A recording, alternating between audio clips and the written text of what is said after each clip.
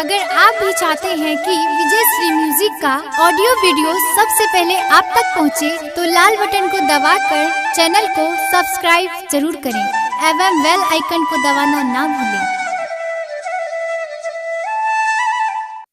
Presented by Vijay Shri music. देखिए भैया, हम गायक बंशीधर चौधरी और हमारे छोटे भाई गौरव ठाकुर जी, आज हम दोनों भाई मिलकर एगो बहुत शानदार जीजा जी और साली के गीत DNS एंटरटेनमेंट के माध्यम से आप सबके बीच लेके आए बानी। तो ये गाना के ज़्यादा से ज़्यादा प्यार दी, आशीर्वाद दी और चैनल के लाइक सब्सक्राइब करी और घंटी दबा के टनटनाए लगी।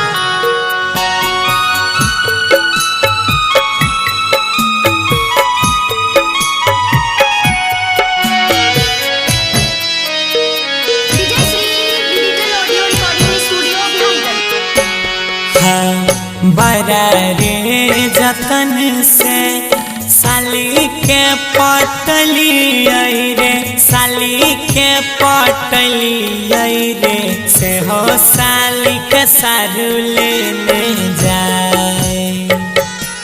हाँ हाँ, से हो साली के सारू लेने जाए। अरे भैया बड़ा रे जतनमा से साली जी के पटली रे, साली जी के पटली रे, से हो साली के सारू लेने जाए। से हो साली के सारू लेने जाए। हमारे जानू के सारू लेने जाए।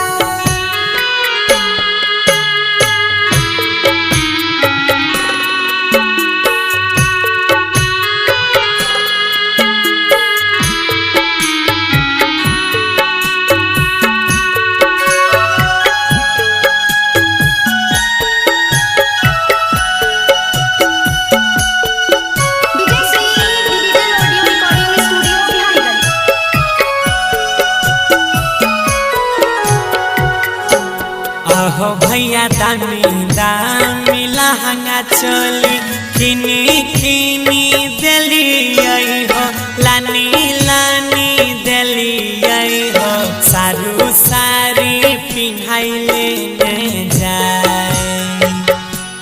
हाँ, सारू सारी पिन्हाई लेने जाए। आहो भैया दामी दामी लहंगा चोली किनी किनी दिली आई हो, किनी किनी दिली आई हो, सारी पिन्हाई सारू लेने जाए।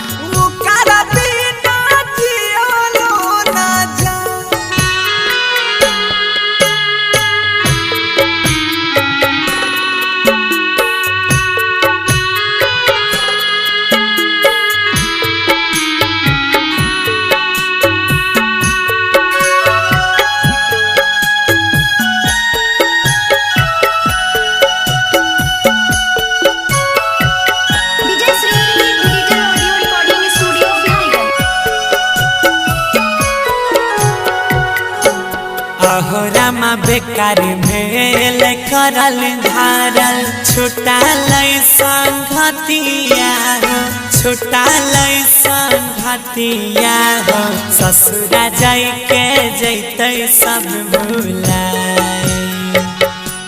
हाँ, ससुरा जाय के जैते सब भुलाए। आहो भैया बेकार भेल करल धारल, बनसिया गौरव के, सोनुआ बिमल साबा के, ससुरा जाई के जैते सब भुलाए। ससुरा जाई के जैते सब भुलाए। से हो साल के सागुन जान खाना पीना कुछ ना सोहा